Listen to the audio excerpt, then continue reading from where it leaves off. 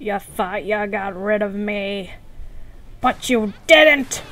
Hey guys, it's been a while, and this is P2, and we are on path 2 of Ascalonian Catacombs. I know it's been a while, you know, game's been slow, people have been busy, it happens.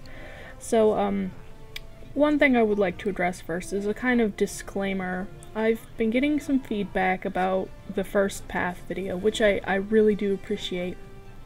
But you guys gotta kind of understand that there is no real solid or concrete way to do these paths. We're just doing, you know, the commonly practiced way of running a path. But it's really up to the discretion of your party members and how you would like to go about it. This is just a kind of beginner's tutorial for, you know, not the hardcore players. So please understand that.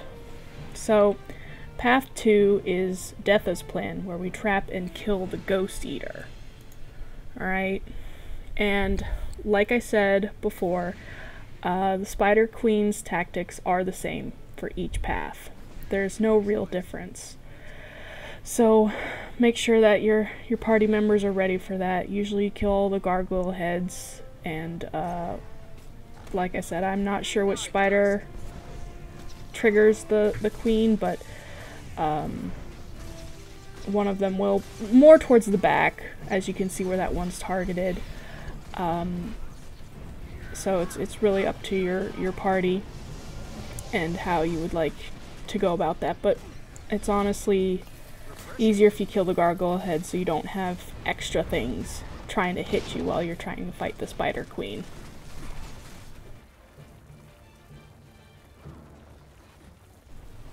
Now when you're all ready to go to trigger her, just be aware that she does have that immobilize. See, I ran into it like a dummy. It will immobilize you. Stun breakers, I do believe, do break it. And she does have her poison fields, so please watch out for those. And just burn her down like usual.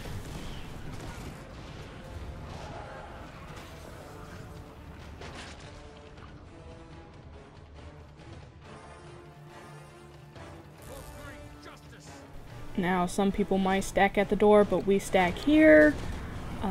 It's really up to your party.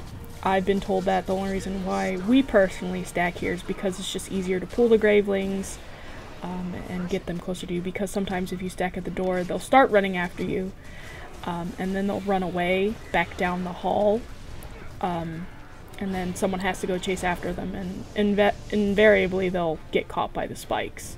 So just be aware of that. Now, the spike trap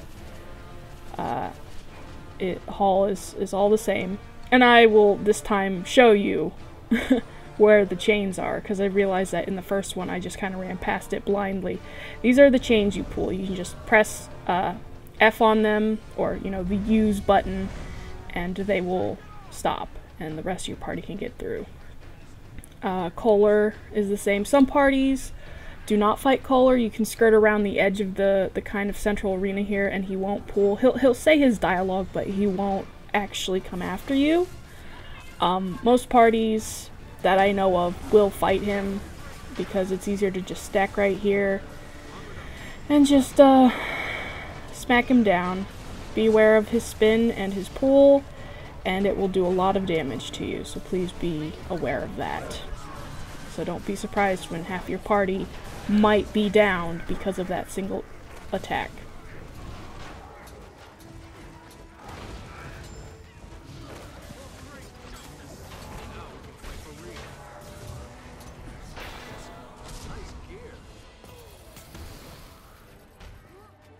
Now we go towards the right path, or the eastern path. We don't go south like we did for Hodgkins.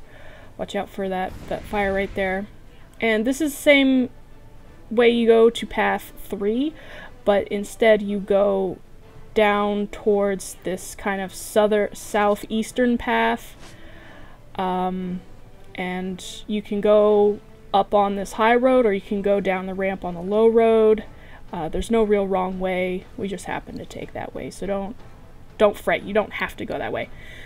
Now this is very interesting. So one person will sit on the pillars. There will be a number of chains to pull, and they each pop a certain area of spikes, like a certain square within the hallway.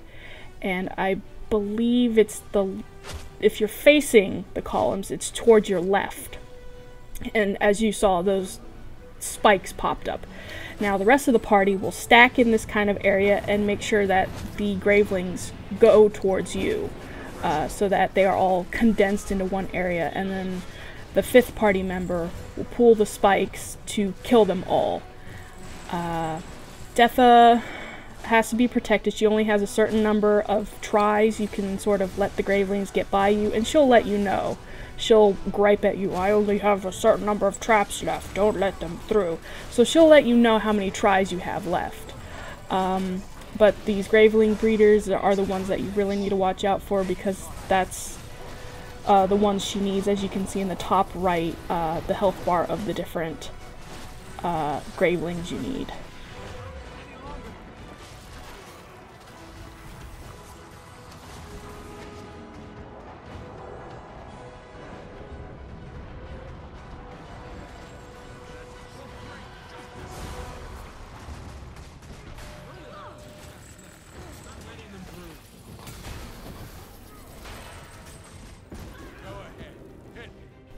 And then that's all there is to it. And then you run down the hall here, and don't forget to grab a chest with your tasty greens and occasional blue, or rather your tasty blues and occasional greens. Now you're going to go back to Foefire's Heart waypoint, and as you saw with my party, they went towards the north. I'm going to go kind of around to kind of show you that there is an alternate path that most people don't travel, but I'm showing you that it's here. Now, my warrior is built with the trait that he runs as if he has a speed signet when he has a melee weapon equipped. So, if you do not have a speed signet or any sort of trait, you will not run as fast, but you can usually outrun the gravelings. Now, when you go up these stairs, pull those chains, and these chains will open that gate right there. In that hallway, these oozes will spawn, and they'll chase you in. Your party will have to run as far as they can from the doors, usually to the northern part of the hall here, to kind of lose aggro. Now this is where Detha gets really annoying. What she has to do, she has to build these traps that are in a triangular pattern around the arena. And when she does this, ghosts will spawn. And usually how parties prioritize the ghosts, there will be, rangers, necromancers, monks, mesmers, warriors. The way parties usually prioritize is to kill the spellcasters first. So monks, elementalists, necromancers, mesmers, rangers, and then end with melee classes such as warrior. If I recall correctly, necromancers and monks are on the top of the list, because those necromancers will drop those large poison AO fields right there, and they will hurt you very bad. So be sure to prioritize spellcasters first, because they are a pain in the butt. Now, Detha will do something really unorthodox, and what she does is she doesn't build one trap all the way up. She builds one halfway, and then she runs to the second one. It doesn't make any sense, but that's what she does, and it's really stupid in my opinion. But, that's just how it's programmed. So please be aware that she will run to another trap, and then that she will end up aggroing more ghosts to her.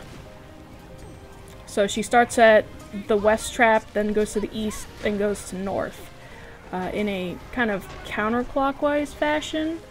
So be ready for her to just run off into willy-nilly nowhere and not even finish building a trap, because she's super bright.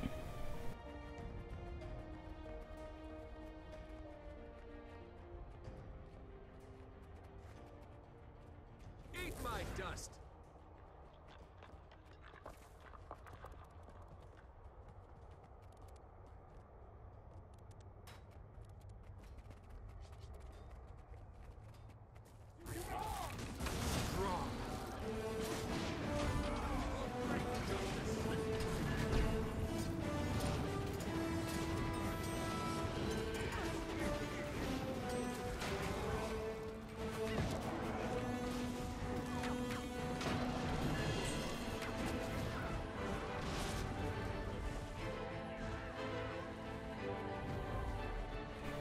Now as Deatha finishes up the trap, even if you have ghosts left over, they will despawn as soon as all the traps are up. As you can see right here, they will despawn, so you don't have to worry about getting all of them. Now, don't forget your chest, because after the traps are built, the chest will spawn and you can grab it. Now, there will be Ghostbuster weapons to pick up, essentially, and these are the gimmick for the Howling King, or whatever, or the Death Eater. Ghost Eater? I don't know. He's a Skelk. What do I know? One of the, I believe the one skill is to lift, lift ectoplasm. It lifts it in the air and then you have to pull it. Now as you can see here, we didn't quite do it. Usually what happens is you allow it to kill Deatha because she'll be out of the way, because she gets in the way if you don't let it kill her. What one person will do usually is be in charge of targeting the ectoplasm so all the party members can go ahead and lift that ectoplasm. You have to lift it in the air first and then pull it towards the trap. These power the traps, and the bar will go up, as you can see.